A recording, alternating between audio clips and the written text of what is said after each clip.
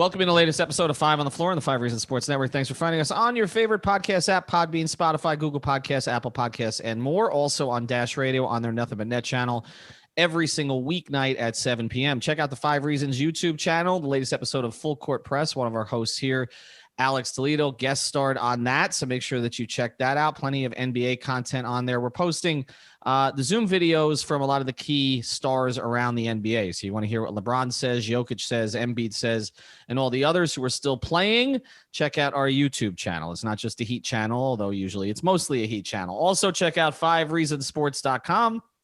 5reasonsports.com. Brady Hawk has decided he's breaking down every single player who's ever played in the NBA. So make sure you check that out so his work does not go for nothing. And also check out the great sponsors of the 5 Reasons Sports Network. Many of our sponsors, of course, are local, including our friends over at CPT. The CPT, you got to check it out. This is where you want to go for your IT. Again, you can find the website at cpt-florida.com, cpt-florida.com. CPT of South Florida has been providing small and medium businesses with the technology they need for decades. They specialize in cloud-hosted phone systems and managed IT. If you own a small or medium business, you're looking to save money on your monthly phone and internet costs, you give TJ a call right now. He's been helping South Florida businesses save thousands per month. He can do the same for you. With the cloud phone system, you can work from anywhere on any device. For a free in-person consultation, call TJ at 954-966-2766. Again, that's 954-966-2766. If you call now, there's a promotion that includes 25% off cloud phone service, including free phones, and 2 months of service free. That's right, 25% off cloud phone service, including free phones, and the first 2 months of service free. So deal with an owner, not a sales rep. Give our friend TJ at CPT a call, 954-966-2766, or the website, cpt-florida.com. And now, today's episode. 1, 2, 3, 4, 5 on the floor. Welcome to 5 on the Floor, a daily show on the Miami Heat and the NBA featuring Ethan Skolnick with Alex Toledo and Greg Sylvander, part of the 5 Reasons Sports Network. All right, Ethan Skolnick back on 5 on the Floor. Here is the floor plan for the first official off-season episode of 5 on the Floor. We are planning on doing 2 or 3 episodes per week. Some of them may appear on just YouTube, some here on the podcast feed, some on both. So make sure you check everything out. Also, tweet at us at 5 Reasons Sports, Greg Sylvander, and Tropical Blanket if you have ideas to get us through the next 2 months. But what we're going to do here today, guys, is there have been some post-season press conferences now. None from Pat Riley yet. Some of the players spoke after the game the other night, including Dragic and Jimmy and Bam. They did not speak today. We got to hear from some of the other players on the roster. No Tyler Hero, no Kendrick Nunn, but we did hear from Duncan Robinson, Udonis Haslem, Dewayne Dedmon, Precious Achiuwa, and some others. We're going to focus primarily on 6 players here, 5 or 6 guys. And so we'll start with Jimmy Butler and Bam Adebayo from the post game of Game 4, which, of course, was a Miami Heat loss as the Heat got swept out by Milwaukee. We're going to try to focus on sort of the most significant thing that each of them said. The comment that got the most attention from Jimmy Butler was basically that he, Bam, and probably Tyler, as in Tyler Hero, would kind of be in the room to make some decisions here in the offseason. Greg, what did you make of who he mentioned and who he didn't? That was a really interesting way that Tyler's name got slipped into that. Bam rolled off the tongue like obvious, and to say probably Tyler, I think that just leans into that he's considered, still like a valuable young piece and core piece to this team. But it was a little curious that that there wasn't, maybe a more wide ranging view of who would be in that room, or even the shortened list where it's just him and Bam, because there's obviously a pecking order and those two are so clearly above everyone else. So for Tyler to sneak in there, because there was so much less of the hoopla surrounding Tyler from Jimmy all year, it was, I guess nice to see him throw him a bone here at the last press conference. Yeah, it's like half a bone, right? Because he threw in the word probably there. I was surprised he was kind of in there at all. Part of it, I guess, Alex, is those three guys are under contract. I mean, that may be why Jimmy didn't mention Duncan, Nunn, a couple of the others, Ariza, Dedmon, who are contributors, right? So I think he does throw that in. But Alex, like, let's get into this premise, because this is going to be the big topic this offseason, I think, because we haven't really dived into the Jimmy Butler extension stuff. I did with Ira Winderman on Onside Radio on Inside the Paint this morning. You can catch that on all the podcast feeds, and we will do our own episode on that. But I do feel like the overriding topic this offseason is going to be, who does Jimmy want to play with? How involved is he going to be? And how does his own contract status affect it, right? So, I mean, I'll just ask you this question. How much should they be relying on Jimmy Butler for decision-making? Because that's not something this organization has typically done to the degree that other organizations have in the past. Yeah, it's interesting. I know they've always, I'm sure they've factored in, their star players, preferred guys in the past. There's no doubt about that. But I wonder if this is a time where there's more, there's more of that lenience given to Jimmy. I'm not sure, man. I'm not really sure what to make of that comment. It felt like him just kind of speaking off the top of his head. It was weird. The probably Tyler Hero thing was a little weird. And again, I kind of just attribute that to just speaking off the top of your head like that. But really, like, I do think it's going to have a huge benefit. I mean, a huge influence on what happens in these off seasons, right? Because if they're kind of picking between, like, we know this off season, right? To get specific, they're going to have like a certain amount of cap space. And if you're talking about high level guys, you can probably only throw it at one. So if you're picking between multiple guys that you would theoretically throw money at, it's probably going to go to Jimmy's guy. Just in my head, that's how I'm thinking it would go, despite everything else, especially, if the guy has a track record of being a winning player already. And so I do think Jimmy's going to have a whole lot of influence on the offseason going forward, whether it's this offseason or the other ones. And it could end up being the story of the offseason if they end up signing one of his guys. Yeah. Well, listen, don't overthink it. They're going to max Jimmy. He will get the max extension offered to him the moment that it's allowed to be offered. If he wants to accept it, that's great. All 4 years, Greg. Not the two. There may be a team option on the final season. I'd imagine that might be but they max him out from all percentage increases. That's what I think that they're going to do. We have to remember something, and I'm not, Ethan, I'll let you grab back hold of the point guard position here quickly. Is that, like, prior to 2019, when Jimmy Butler came and Pat Riley had no cap space, like, this franchise had no anchor, had no identity, had no player that it was really aligned with. Jimmy came here and made that happen. They're going to see that relationship through. So, like, to me, it's not a question on whether he will get maxed or not. And Bam he's been paid. So, like, that's a different conversation, but Jimmy, he deserves every penny. Well, and that's the thing, though. And that's what Ira and I were talking about today. We'll do our own episode on it, but the idea of max players in the NBA, where, not all max players are created equal, but any players in the top 25 thinks he deserves every penny. And so organizations are in position where they can't not give it to them. And it's like, and the other point that you're right about is, before Jimmy came, this organization was rudderless. I mean, they basically were relying on Hassan Whiteside and Josh Richardson. And so, you're going to end up paying the guy who got you back on track. And also there's the Dewayne history there and everything else. And apparently that history has gone bad again, since Dewayne is using my tweets to openly mock the Heat on Twitter now. But anyway, let's get it. Thought that one was a little weird that he picked up on that one. For those who don't know, I just tweeted that, the good news is Dwayne Wade is still in the playoffs, I guess. And Dwayne retweeted and all the rest of that. So he's poking fun at the Heat. So I do think, guys, we do need to do an episode in the future, by the way, on what exactly happened there, because we've never really done it.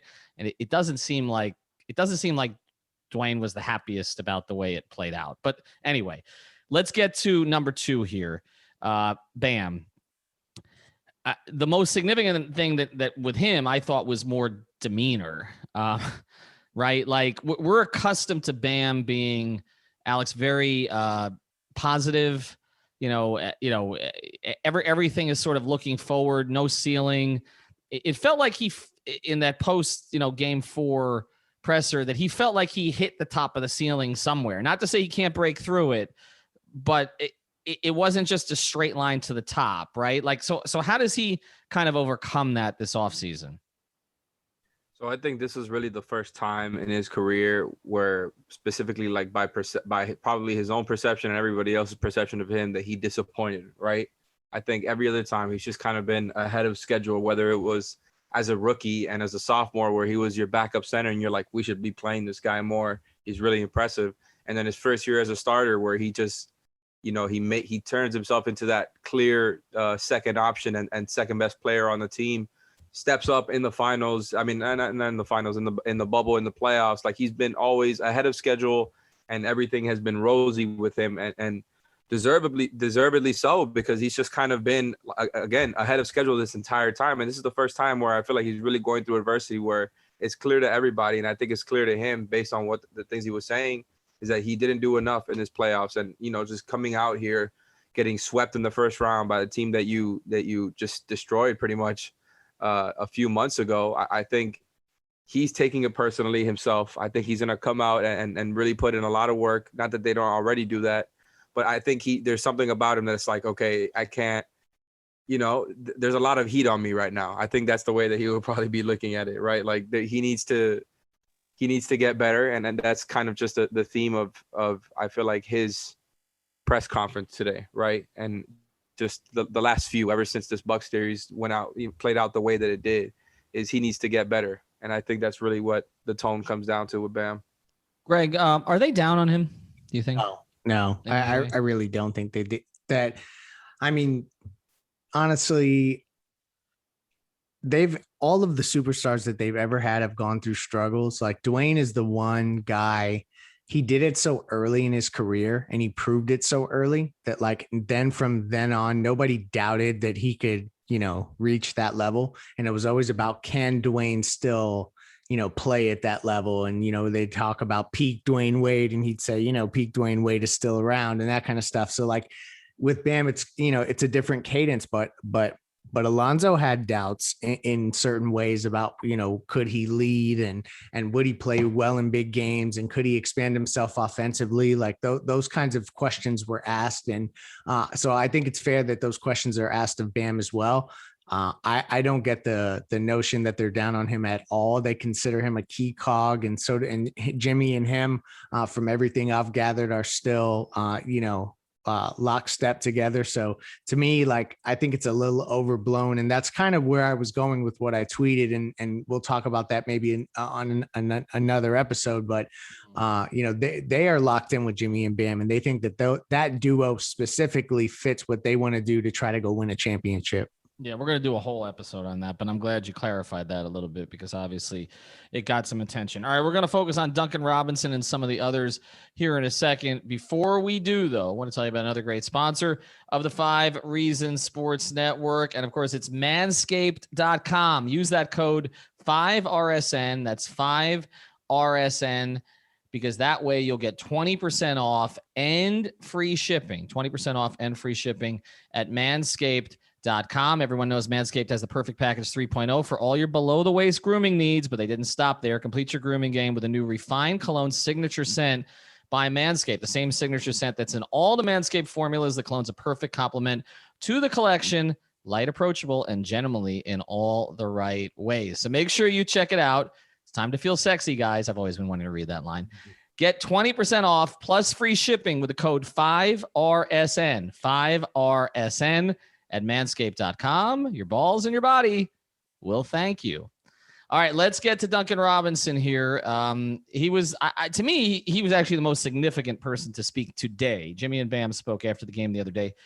The biggest thing that came out, and look, you got to ask the question. Ira and I were talking about this too on Inside the Paint, because he's like, I got to be the bleep hole, has got to ask this question, right? Because this is something you would pull a player aside and do in the olden days, but we don't get locker room access anymore. So you got to do it publicly. And it's awkward, because what is Duncan Robinson going to say, right? Like, that I want the most money I can possibly get. No. Okay. So I actually thought he handled it pretty well today. he said he would look for the best fit.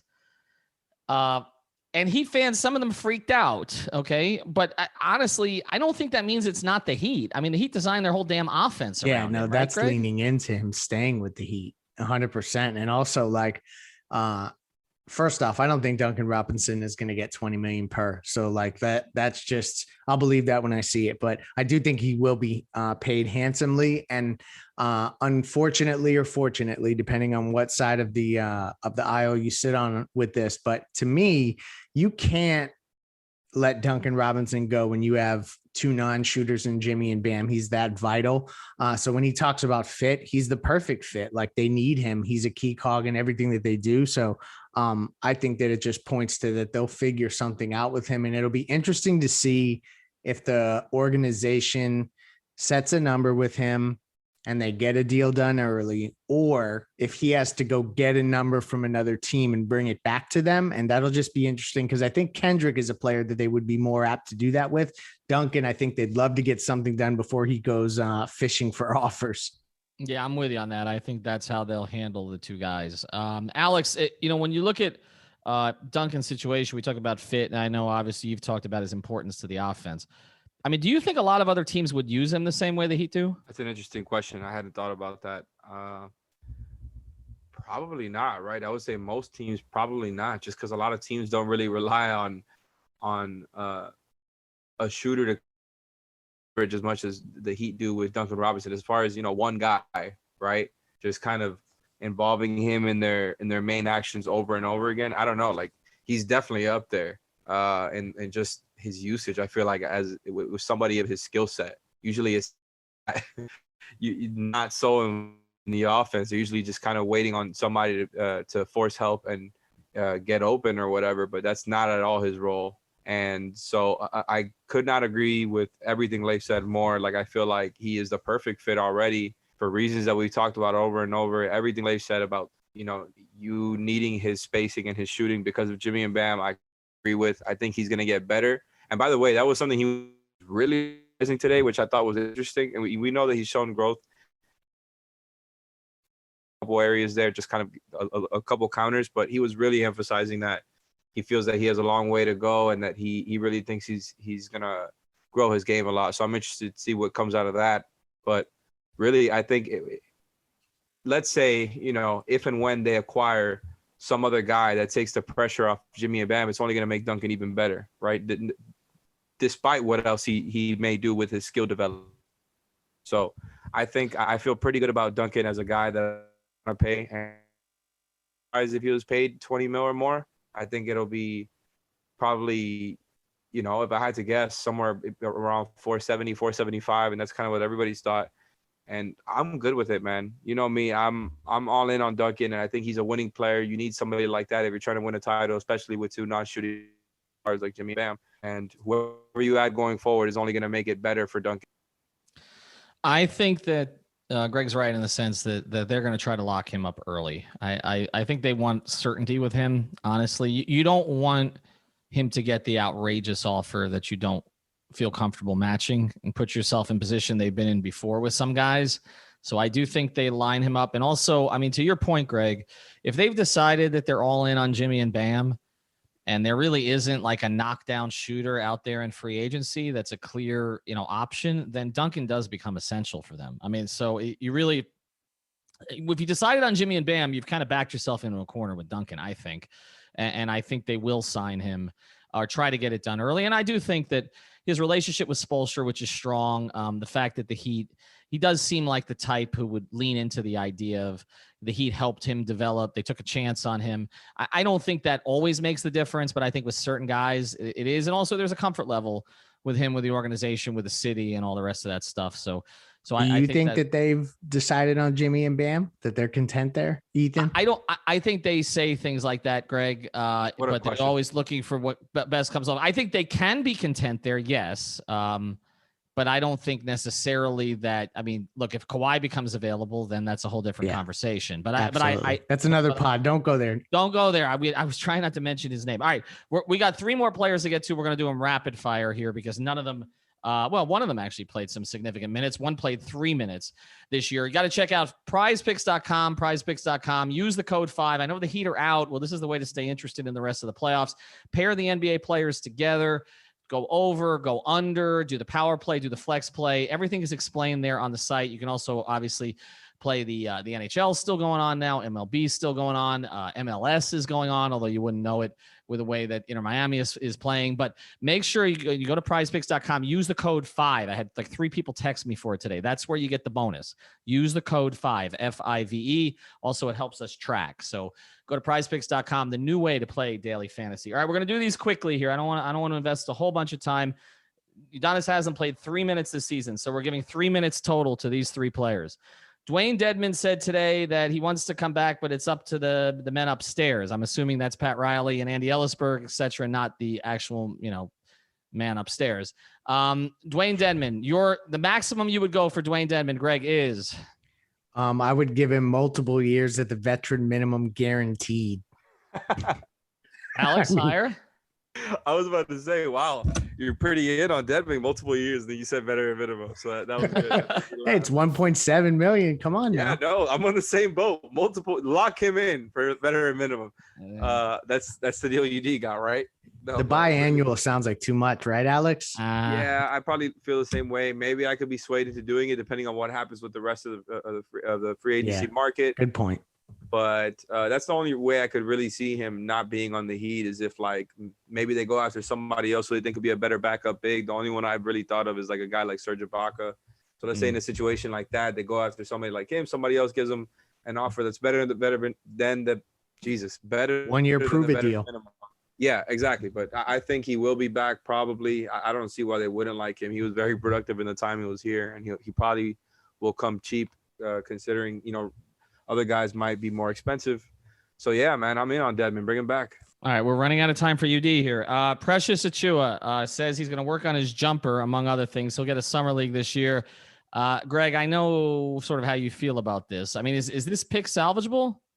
Yeah, it's salvageable, but I'm not feeling great about it right now. Just I'd love to see this summer. Like this summer league is going to be awesome to see what he looks like. I'm not completely 100% going to say that it's a bust, but it just felt like a regression. KZ too. KZ is not exempt from this list.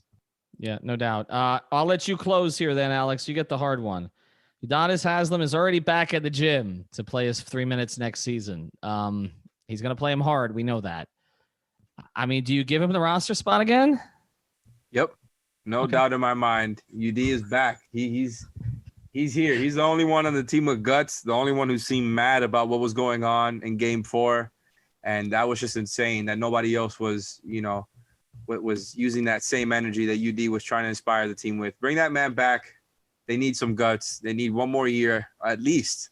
Listen, they ask all the players. They ask them all. They take a vote on whether they would want him to be on the roster or not, and he unanimously gets voted every time. So come on. So sorry, Nikias. We apologize, Nikias, for this, but UD's getting another 5 years. We love democracy. Day.